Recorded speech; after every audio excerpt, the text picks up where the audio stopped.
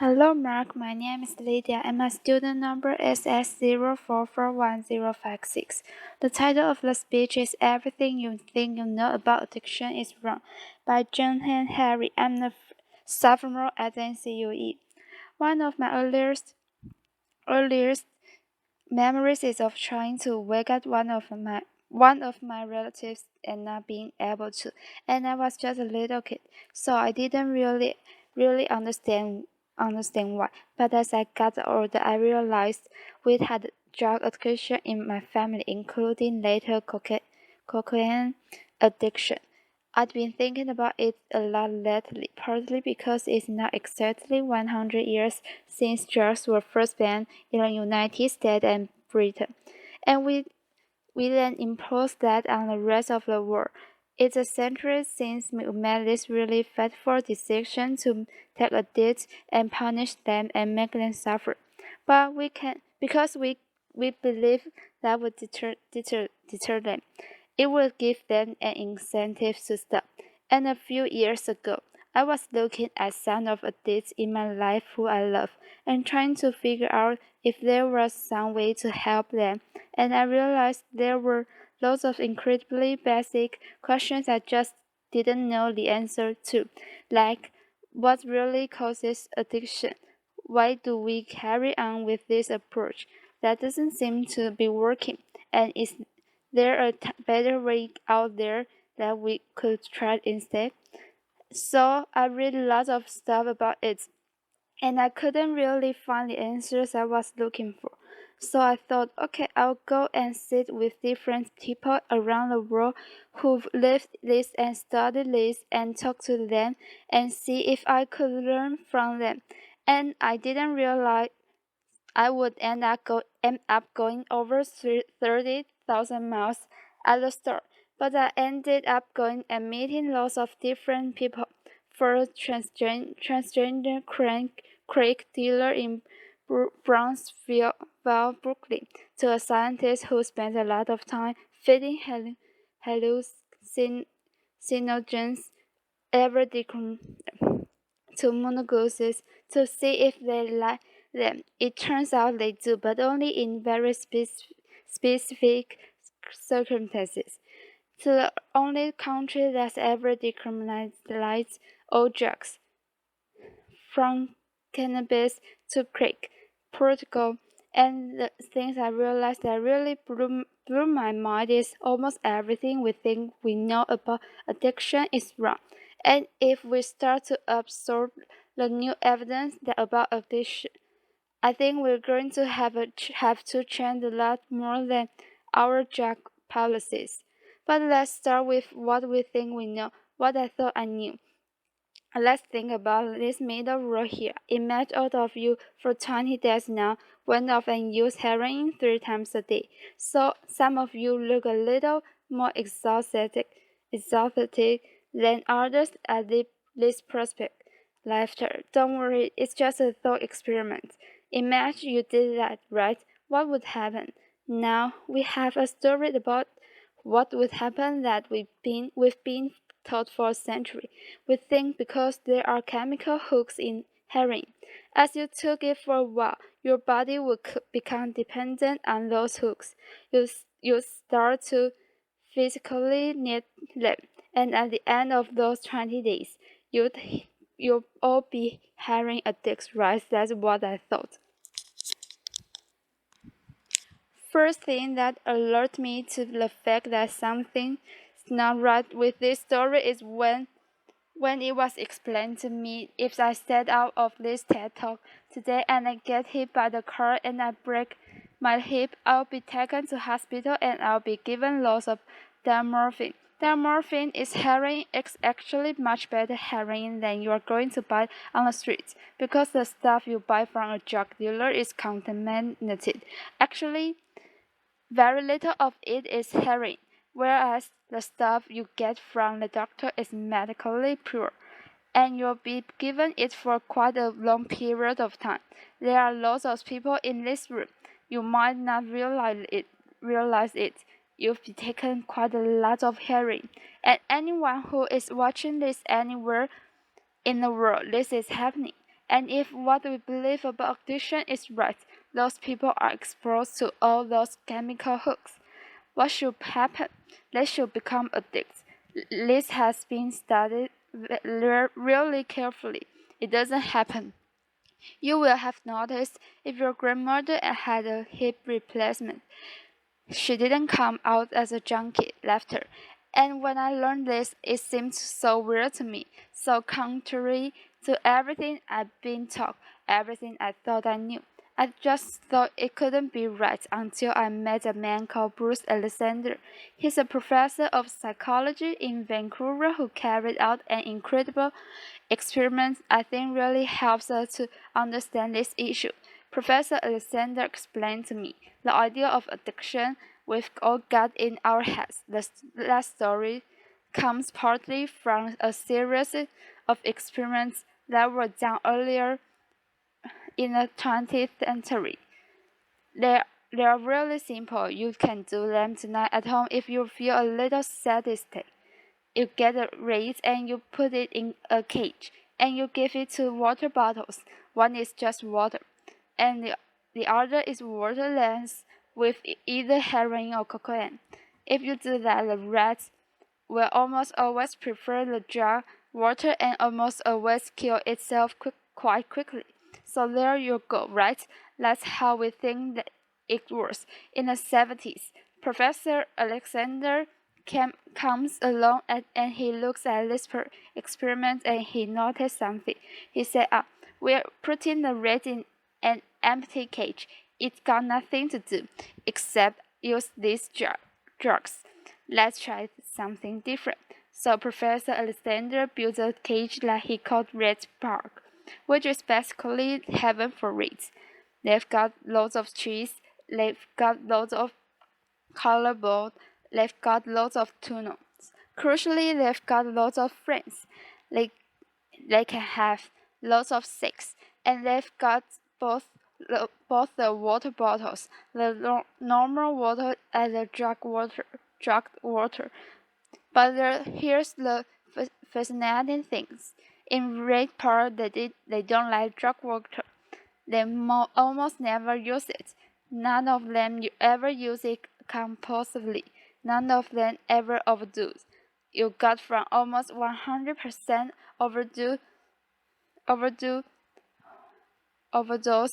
when they're isolated to 0% overdose when they have happy and connecting lives. Now, when he first saw this, Professor Alexander thought maybe this is just a thing about rats. They are quite different to us. Maybe not as different as we'd like, but you know.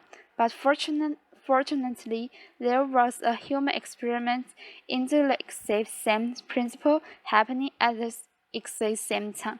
It was called the Vietnam War. In Vietnam, 20% of all American troops were using lots of heroin, and if you look at the news reports from the time, they were really worried because they thought, my God, we're going to have hundreds of thousands of junkies on the streets of the United States when the war ends. It made total sense. Now, those soldiers who were using lots of heroin were followed home. The archives of General Psychiatry did a really detailed study. And what happened to them? It turns out they didn't go to rehab. They didn't go into withdrawal. 95% of them just stopped. Now, if you believe the story about chemical hooks, that makes absolutely no sense. But Professor Alexander began to think there might be a different story about addiction. He said, what if addiction isn't about your chemical hooks? What if addiction is about your cage? What if addiction is an adaptation to your environment? Looking at this, there was another professor called Peter Johann in the Netherlands who said, maybe we should even call it addiction, maybe we should call it bonding. Human beings have natural and innate need to bond, and when we are happy and healthy, we will bond and connect with each other. But if you can't do that because you're traumatized tormented or isolated, or beaten down by love. You're bound with something that will give you some sense of relief. Now, that might be gambling, that might be pornography, that might be cocaine, that might be cannabis, but you're bound with connect with something because that's our nature. That's what we want as human beings. And at first, I found this this quite a difficult thing to get my head around. But one way that helped me to think about it is I can see I've got over by my seat about a bottle of water, right? I'm looking at lots of you, and lots of you have bottles of water with you. Forget the drugs, forget the drug war. Totally legally, all of those bottles of water could be bottles of vodka, right? You could all be getting drunk. I might after this, laughter, but you're not now because you've been able to afford this as approximately gasoline pounds that it costs to get into a tech top. I'm guessing you guys could afford to be drinking vodka for the 9 months. You wouldn't end up homeless. You are not going to do that. And the reason you're not going to do that is not because anyone stopping you. It's because you've got bonds and connection that you want to be presentable.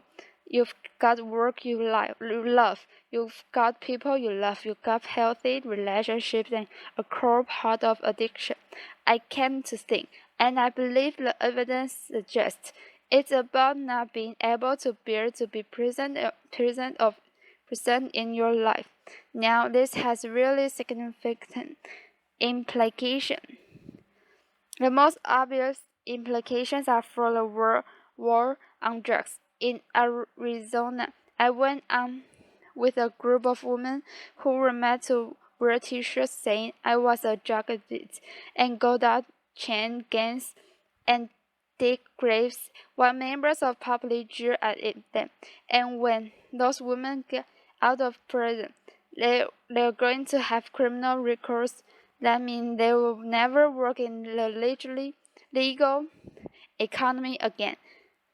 Now, that's a very extreme example. Obviously, it's in the case of the chain gang, but actually, almost everywhere in the world we treat this to some degree like that. We punish them, we shame them, we give them criminal records. But we put barriers between them reconnecting. There was a doctor in Canada, Dr. Gabriel Med, an amazing man who said to me, if you wanted to design a system that would make addiction worse, you would design that system. Now there's a place that decided to do the exact opposite, and I went there to see how it worked. In the years 2000, Portugal had one of the worst drug problems in Europe. 1% of the population went addicted to heroin, which is kind of mind-blowing. And every year they try the American way more and more. They punish people and stigmatize them and shame them more. And every year the problem got worse. And one day the Prime Minister and the leader of the opposition got together and basically said, look, we can't go on with a century where we're having ever more people becoming heroin addicts. Let's set up a panel of scientists and doctors to figure out what would genuinely solve the problem. And they set up a panel led by an amazing man called Dr. John Golo, and to look at all this new evidence. And they came back and they said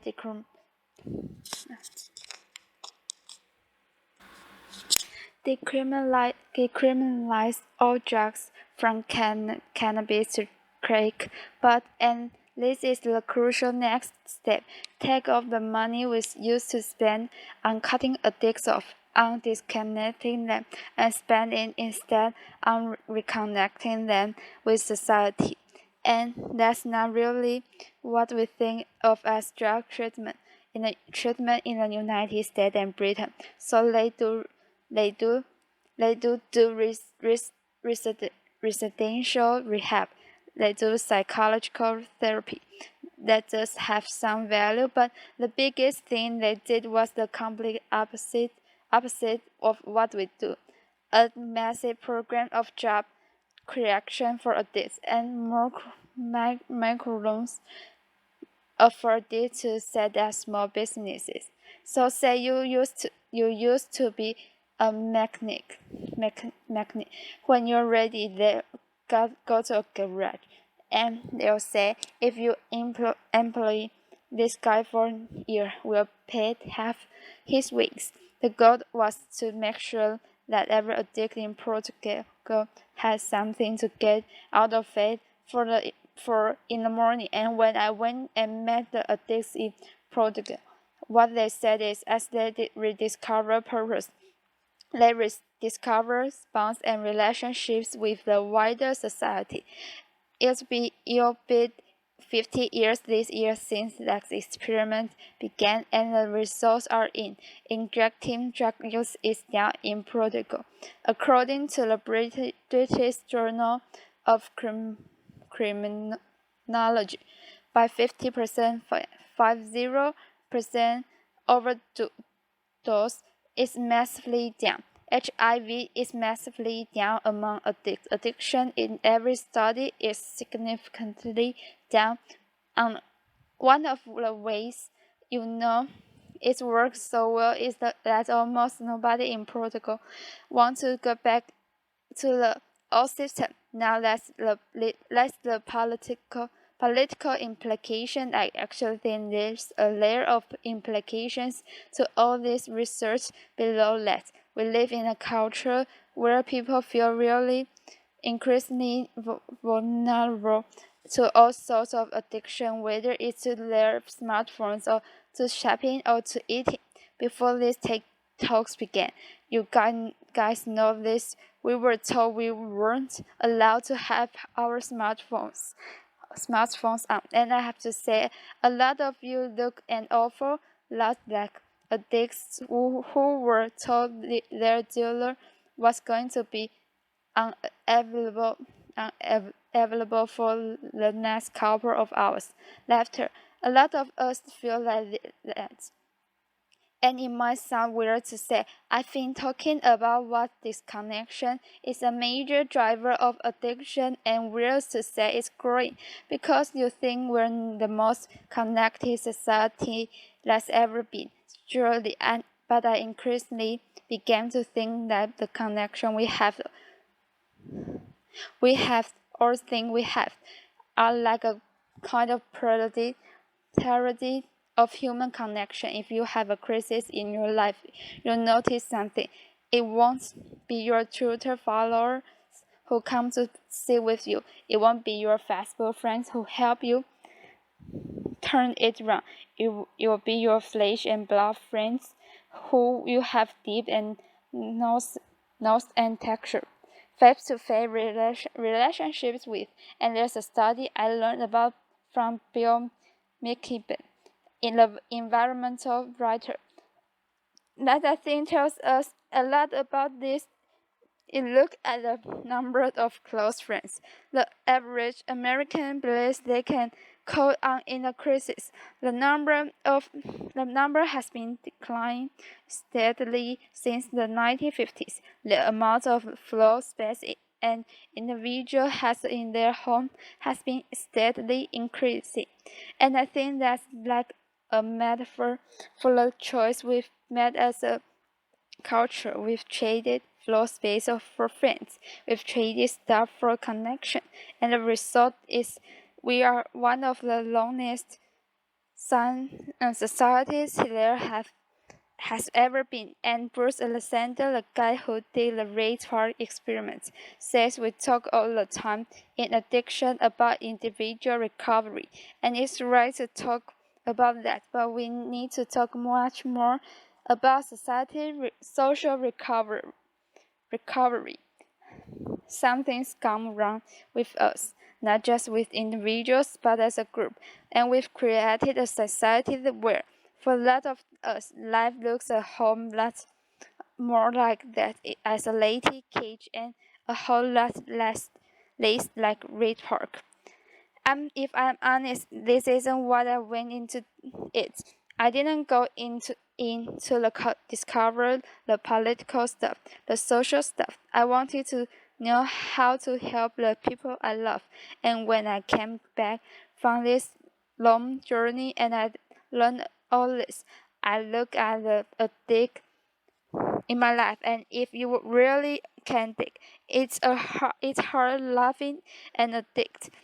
And there's going to be lots of people who know in this room you're angry a lot of the time. And I think one of the reasons why this debate is so charged is because it runs through the heart of each of us, right? Everyone has a bit of them that looks at an addict and thinks, I wish someone would just stop you. And the kind of scripts we are taught for how to deal with the addicts in our lives is typified by, I think, that the reality show Intervention. If you guys have ever seen it, I think everything in our life is defined by relative TV, but that's another tech talk.